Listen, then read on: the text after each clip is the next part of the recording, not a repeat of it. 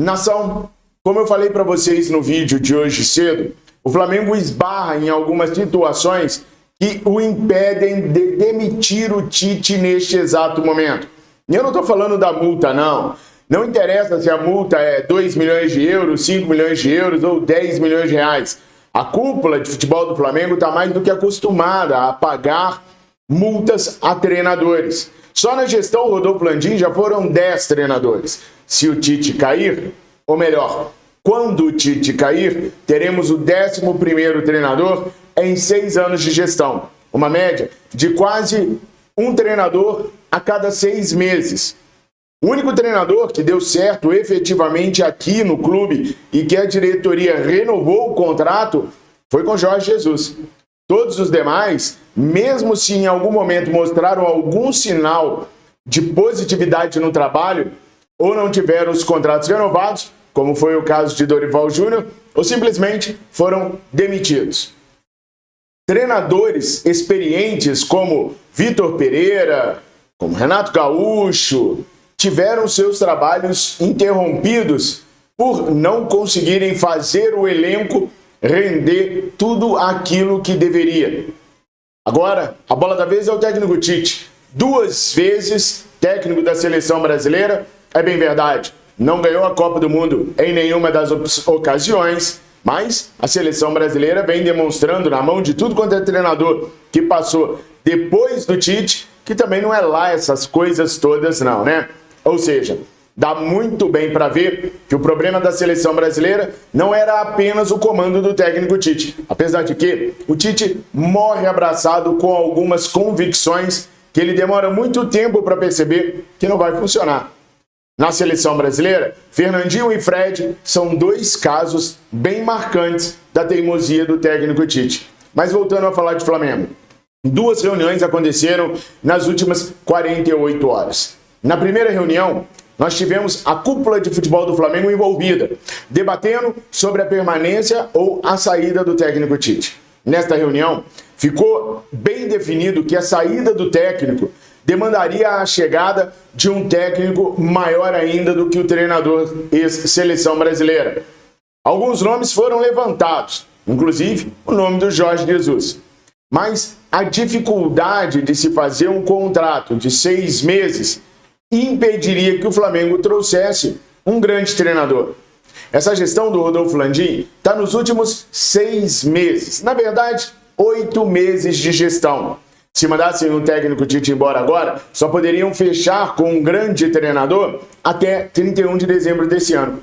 O próprio Tite relutou em assinar contrato com o Flamengo porque queria um contrato mais longo, de 2 anos. E foi explicado ao Tite que isso não poderia acontecer por causa da saída de Rodolfo Landim no dia 31 de dezembro de 2024.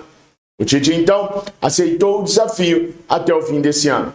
Mas como ir até a Europa, tentar um Carlos Carvalhal, um Manuel Pellegrini, ou até mesmo aqui mesmo na América do Sul, conversar com o Diego Alonso para trabalhar apenas por 8 meses, sabendo que nós não teríamos uma paralisação para uma pré-temporada no meio do caminho?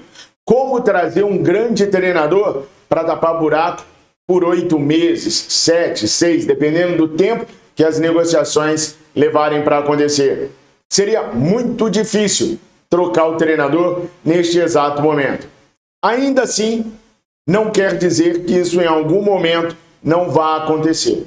O que quer dizer é que nessa primeira reunião ficou definido que o Tite fica mais um pouco. Espera-se que o Tite não tome uma catracada do Corinthians no fim de semana.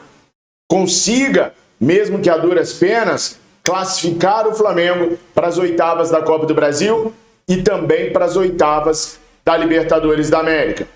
Tudo isso é parte de um plano que foi traçado pela diretoria rubro-negra na primeira das reuniões. Ficou esclarecido também que o Tite precisa de ajuda, precisa de apoio. E a única maneira de ter uma reviravolta com o Tite é conseguir segurá-lo até a abertura da janela de transferências. E nessa janela de transferências, conseguir dar a ajuda que o técnico Tite precisa. Qual é a ajuda? Conseguir reforços altamente capazes de ajudar o técnico Tite daí para frente. E aí que a gente entra na segunda reunião. Antes de falar para vocês sobre a segunda reunião, eu queria pedir para que você se inscrevesse aqui no nosso canal. E também queria pedir para que vocês fizessem uso dos 3 Cs.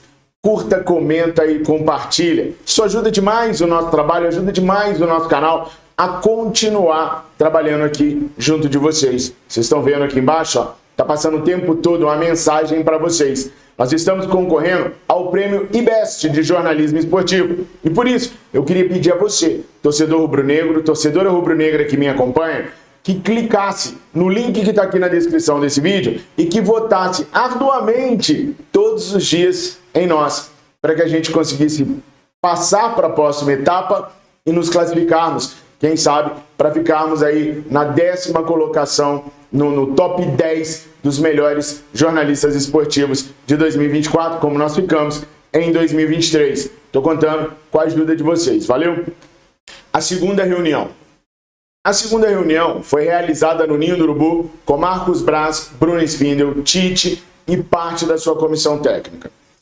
Foi falado para o treinador brasileiro que a diretoria vai tentar bancá-lo o máximo possível. Vai tentar levar o trabalho o mais adiante possível. Para isso, obviamente, a equipe precisa voltar a vencer. Precisa voltar a caminhar lado a lado com a vitória.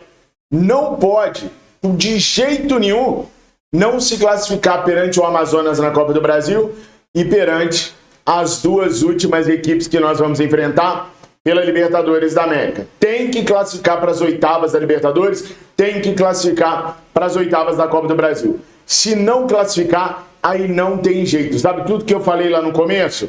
Sobre dificuldade de contratar treinador, sobre o período de espaço, tudo vai por água abaixo.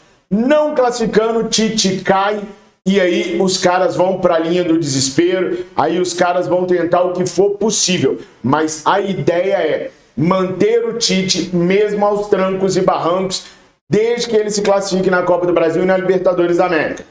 Feito isso, os caras vão atrás dos reforços. Já está sendo aprovado ou trabalhado pelo Departamento Financeiro do Flamengo um orçamento de até 200 milhões de reais para fazer contratações no meio do ano, de acordo com aquilo que o técnico Tite necessitar.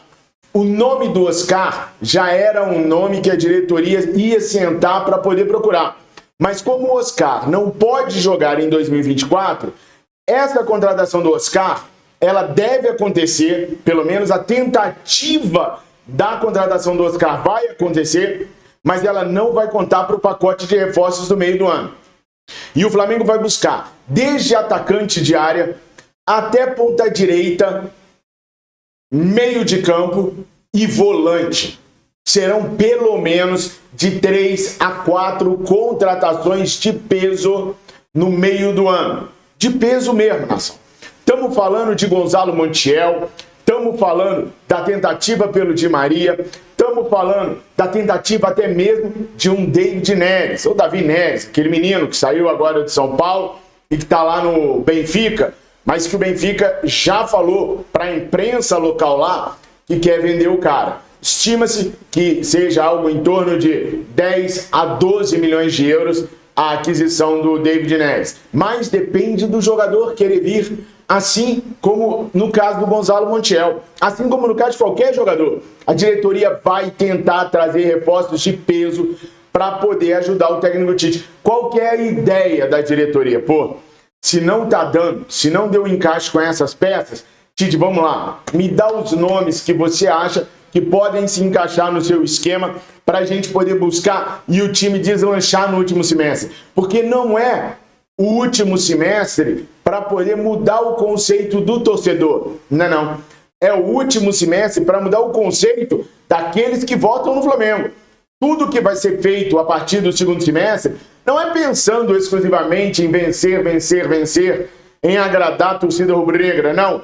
É em prol das eleições no final do ano, porque o Landim nunca se viu com tão pouca influência nos bastidores do Flamengo e tão criticado nos bastidores do Clube de Regatas do Flamengo.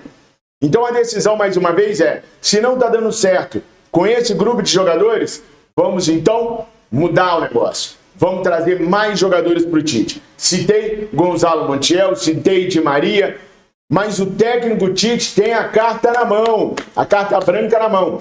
Ele vai pedir os nomes, ele vai dar os nomes. Claro, né, gente? Não adianta ele pedir o David Neres, mais o Lucas Modric. Não adianta. Se não couber dentro do orçamento, não vai. Tudo vai ser feito dentro daquilo que o departamento financeiro passar de orçamento e o que o Tite recomendar ali. Então, na segunda reunião, o técnico Tite ficou sabedor disso e já trabalha agora, junto com a diretoria de futebol do Flamengo, em cima de nomes que possam mudar tudo a partir do segundo semestre. É claro que eu acredito que uma parcela grande dos problemas do Flamengo é o técnico Tite. Mas uma parcela maior ainda está relacionada à diretoria e aos jogadores. Hoje eu tive que ouvir, no Redação Sport TV, que o Palmeiras tem o espírito do Real Madrid no que se trata de Champions League e Libertadores América. E ontem eu falei nas minhas redes sociais que tudo que eu queria era que o Flamengo tivesse o espírito competitivo que o Real Madrid tem. O Real Madrid não entrega jogo, vai até o último minuto atrás do jogo. E eu vi o jogo do Real Madrid, eu vi toda a campanha do Real Madrid nessa Champions League, dá gosto de ver aqueles caras jogando. Se os caras não estão bem, eles lutam até o último minuto e estão conseguindo viradas históricas em cima de times históricos na Europa. E eu tive que ver no Redação que o Palmeiras tem esse espírito e o Flamengo não. Nem vou discutir, até pergunto para vocês se vocês acham que o Palmeiras tem esse espírito. Mas eu nem vou entrar nesse debate. Eu vou dizer que o Flamengo não tem. O Flamengo não tem esse espírito mais.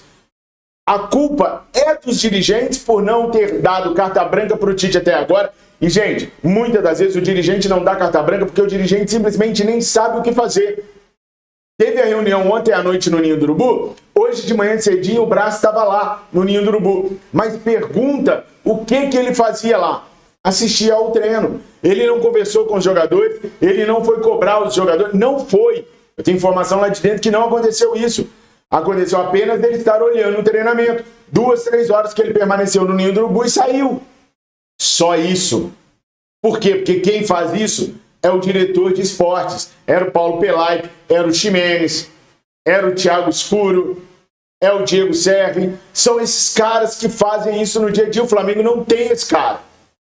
Então o Tite não tem respaldo para nada lá. Porque ele é só o treinador do Flamengo.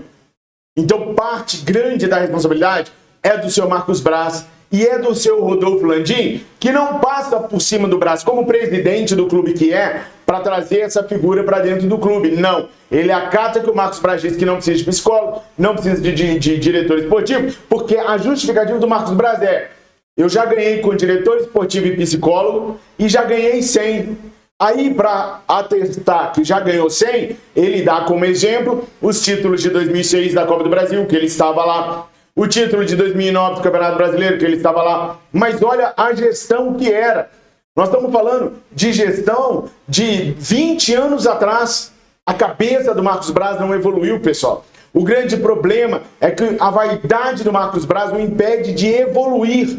Ele quer ser sempre o centro das atenções e justifica tudo pelas gestões de 20, 25, 26 anos atrás. Alguns de vocês nem eram vivos ainda quando o Flamengo ganhou do Vasco a Copa do Brasil numa bagunça tremenda. Alguns não eram vivos quando o Flamengo ganhou em 2009 um título brasileiro que a maioria da imprensa chamou é o título da bagunça, da desorganização, e era de fato. O Adriano confessa que ganhou o Campeonato Brasileiro com mais de 105 quilos. Por quê? Porque não tinha um diretor esportivo de futebol. Não tinha um profissionalismo. E o Flamengo hoje é gerido da mesma forma que em 2009. Nós estamos em 2024. Mais de 10 anos se passaram. Faltam aí 5 anos para completar 20 anos do título de 2009. São 15 anos. E os caras ainda lidam com o Flamengo com o mesmo amadorismo de 15 anos atrás. Não pode, está errado. Mas o Brasil não vê. O grupo de jogadores se acostumou, se habituou à bagunça que é o Flamengo. Resultado, os caras estão na deles, estão de boa. Se trouxermos jogadores novos, com a vontade que o Nicolás de la Cruz tem, por exemplo, há grandes chances do Flamengo conseguir sim se resolver. Essa é a expectativa que os diretores do Flamengo têm, que o presidente tem, que a cúpula de futebol tem. Ou seja, ao invés de profissionalizar o futebol e extrair o melhor profissionalismo desse grupo de jogadores, vamos trazer outros. É bom ser rico, né? Nação, coloca nos comentários o que vocês acharam sobre tudo isso. Curta, comenta, compartilha e ajude o nosso canal a crescer. É o que eu peço para vocês. Se inscrevam e chamem mais torcedores para se inscrever. Daqui eu sigo apurando tudo que acontece no Flamengo para trazer informação para vocês. Tamo juntos, nação. Obrigado por tudo. Fiquem com Deus. Saudações rubro-negras.